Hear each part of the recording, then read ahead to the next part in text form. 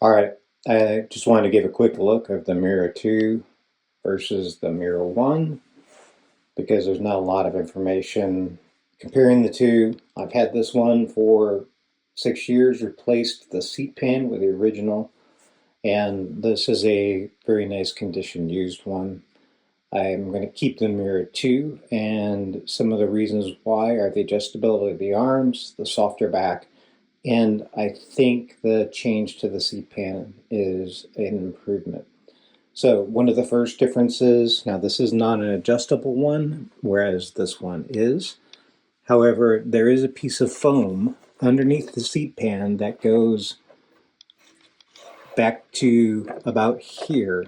So when you put your legs, this part of the seat is very firm, real firm when you get right to here. Of course, if you have adjustable, you can move it down. But in this one, regardless of the position you put it in, as you can see, there's nothing under there except this little plastic clip. And so if you start to push down, that plastic clip will stop you from bottoming out on parts of the chair pieces. So that's the first difference, the lack of the foam. Now the seat itself is a pretty similar, I wouldn't say quite identical, but pretty close to identical. Maybe they're identical, maybe it's just the foam difference. But this feels a little firmer, mostly because this part of where you're sitting is not moving.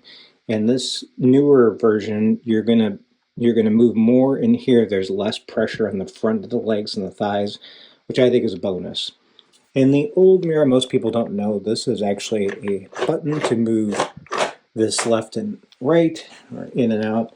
And here, they still kept the indentation, but it doesn't actually do anything. You can just move this freely in and out all on its own. The other change to the arms is these arms will only go so low. These arms will go much, much lower, so low that you couldn't even use them. So you can see that's in the lowest position on that one, and this is in the lowest position on that one. So if you're trying to get your arms to be able to get under the desk, the Mirra 2 wins. Also, this one does not move backwards. This one will move backwards, and so you can see I can get this super low and back and completely out of the way, almost like I didn't have arms on the chair.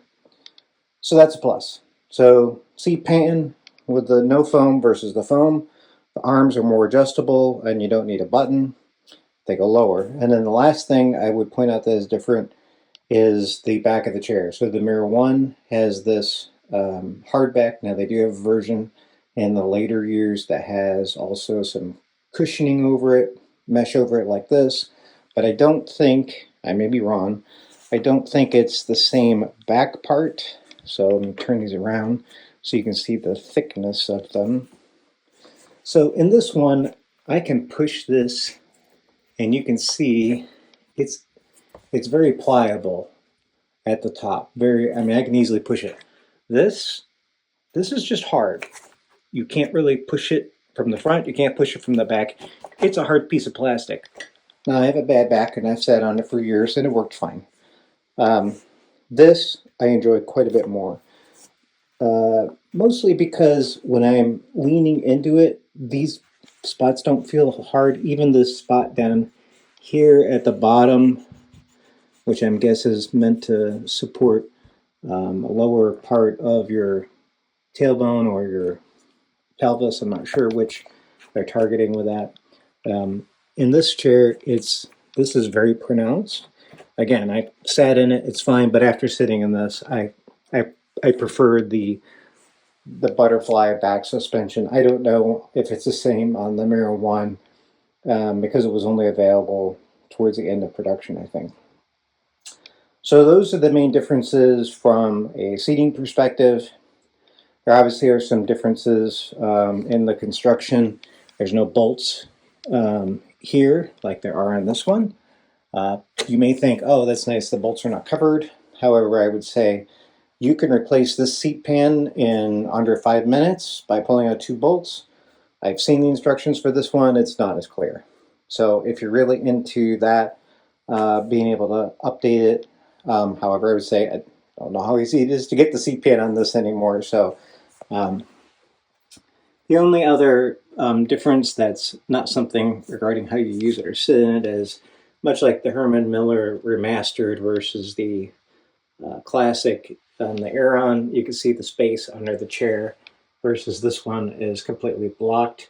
So if you want to be able to clean all the stuff that falls through, um, there's a difference there. The knob, the tension knob is pretty much the same. The only thing I would say is the new one is easier to turn. That's probably just a function of this being an old chair. This chair has a sticker that's 2006 on it. So this chair is almost 20 years old, and I would still sit in it and recommend it. However, I do like this chair better. One last thing, if you want to have the lumbar as low as possible, I did notice that when I put both of these on the lowest setting, the older one feels like the lumbar can go a little bit lower. So if that's something that matters to you, just wanted to note that. That's basically the differences. Hope if you've not been able to find anything that helps you understand if you're looking on Facebook or Craigslist for a used one. I would recommend personally, just because of availability of parts, if you can find an old one super cheap and that seat pan is in good condition, maybe 150 bucks total, that's a great chair. It won't break. There's nothing that wears on it except for that seat pan. This one, it's a great chair. I don't know about the seat pan longevity if it's changed. The mesh does look a little different, but I don't know. And I do love the back of it. Obviously, changing parts and doing things with this. Looking at the YouTube videos, this one's a little more complicated to maintain than this one. So, hope that was helpful.